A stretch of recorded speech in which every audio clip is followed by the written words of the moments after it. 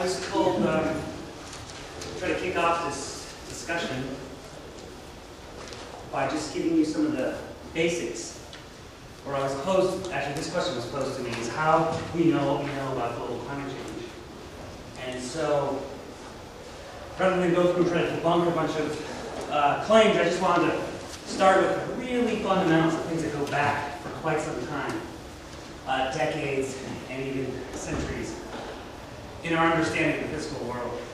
So I also wanted to start off with this quote by Karl Popper, that you realize that science is a progressive asymptote, or bless you, approach to something that we might call platonic truth.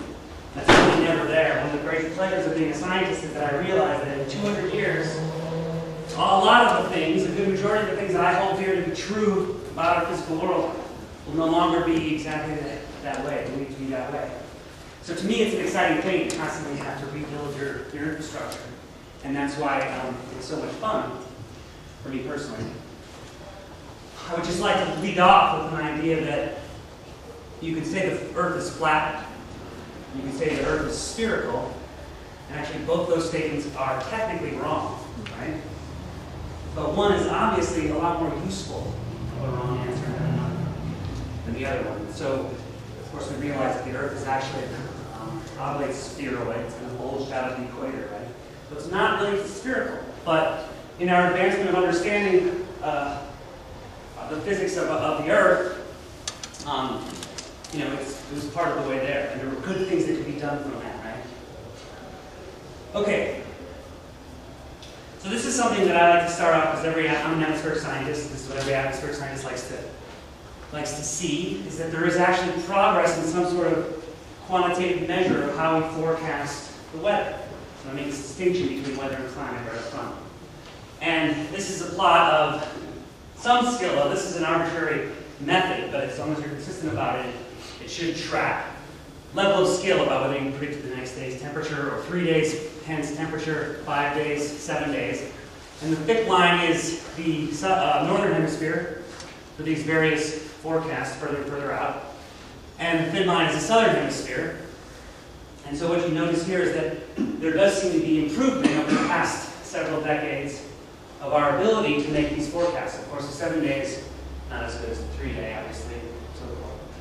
And also, just to make this point that there's this gap closing, I always just like to ask people if they have a sense of what that might be from. Our ability to forecast southern hemisphere weather better now than we did, say, 25 years ago. More data? More data from satellites. Right? The problem with the southern hemisphere is that there's not a lot of people, not a lot of land on it, not a lot of people there to make measurements. And so that was always a problem, was the data limitation down there. But now with satellites, you can get global coverage, and so this gap is actually narrowing. So this is weather, some of an unrelated idea in a sense, but also very fundamental to this topic, is that we're not predicting the weather in several days is a tricky task, but one we are actually improving, I think. And so you get the typical quotes to distinguish between weather and climate. Climate's what you expect and weather is what you get. So climate is some sort of average of all the weather that's going on over some longer time scale. And then I like to just bring up that people complain about the weather. I think it was a Mark Twain quote, right? Nobody does anything about it. Turns out we're all doing something about climate, whether we are conscious of it or not. Okay, so that's the climate versus weather issue that hopefully will probably come up, I'm sure. Also, one of the things that when I encounter people who are not convinced that this is a real issue, they say that, what can we humans do? Well, we are so insignificant in the grand scheme of things. And so I'd just like to point out a famous Italian geologist from the 19th century who was becoming very clear to him and his peers that there was something going on with human activity that was on the same scale as what we consider geologic forces, this telluric force, which is of similar power. There's a famous Nobel laureate in chemistry, Paul Crutzen, who's been going around suggesting that we no longer call this the Holocene, we call this the Anthropocene, meaning that there's no debating the fact that we are now moving, we are mobilizing elements We're moving chemical things around in our environment on the same scale as geology always has been. And this comes out if you look at sulfur, something I've done a lot of work on. We, through smelting and coal burning, we mobilize as much sulfur as the natural environment does on a, say, annual basis. Same thing with nitrogen now, fertilizers, and combustion of fossil fuels as well. And of course we know this, I'll spare you the hockey puck picture. We know CO2 and methane are increasing, and it matches on so many levels what we think we're producing from combustion of fossil fuels. It's sort of a one-way direction. It's stuff that can be carbon that had been buried for millennia, and we're now evaporating off into the atmosphere. So make no mistake, we are important players in our planet. There's just no two ways about that. So let me just start off with the greenhouse effect. This is where most climate talks, I think, begin. And they usually have a nice cartoon. And, you know, aside from the fact that you really want to be skeptical, it's not really doesn't behave like a greenhouse does. If you get down to it, you can pick apart all this stuff, really. It's a nomenclature that gives us a physical analog that we can readily understand. But a greenhouse keeps in the warmth, the energy from the sun through not letting it mix around with the air around it. It prevents convection or advection, all these terms, but just mixing that air away. That's why you close greenhouse. In the atmosphere, it's actually slightly different. You have sun coming in, which is warming the earth. That's the input. The energy budget of the earth isn't really that complex when you step out and look at it. So you have about 70% of that actually reaching the earth and getting absorbed in the oceans or the surface and warming the planet and the Earth system. A bunch of that's reflected, a large part due to clouds, but also due to the surface color of the Earth. And everything, you, me, this glass of water, which is hopefully for me. These walls, that tree, everything is radiating in the infrared.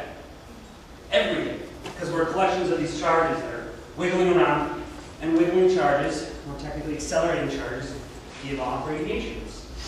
It's part of nature. So the atmosphere, being a substance, something I'm always talking about in class, it has a lot of mass, has a lot of energy, it has a lot of substance and a lot of power, but it's absorbing infrared radiation too. It's coming off of the Earth, and it radiates like everything else, just like the Earth and the atmosphere. It radiates some of that off to space, and then the other part goes back onto the Earth. Some of that gets absorbed by the Earth, and so forth and so on. But the point is, this atmosphere, the reason we are at a habitable temperature on planet Earth is because the atmosphere is constantly over us, and it's constantly radiating down on us. That's an additional energy source to the surface of the Earth. That's one way to think about it.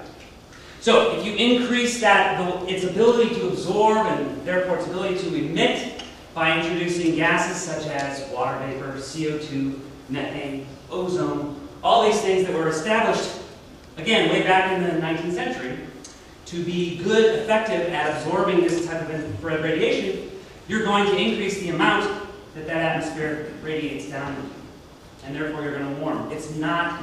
So I just showed this picture of John Tyndall here. Didn't come out great. His little apparatus where he was measuring different molecules' absorption in the infrared. What he called, I think he called it like dark waves or obscure radiation, because at that time they hadn't labeled it infrared. But he noticed that these gases absorb this energy quite readily. And I just like to show him because the facial hair tells you about how old this information is. Unless you happen to be in central Pennsylvania, where that's persisted for another 150 years. This is physics that was established, or chemistry, whatever you want to call it. It was established around the time of the U.S. Civil War. There's no way to get around that. So it's pretty straightforward, this of the greenhouse effect. We know it's there naturally, yes, and we know that we're altering it, and we know generally what the consequences should be. It's not a big question. Okay, and then other famous scientists have also noticed, well, you know what, with all this CO2 we're putting out, it might actually someday influence the energetics of the planet. So this is spontaneous fact, again, over 100 years ago, suggesting this.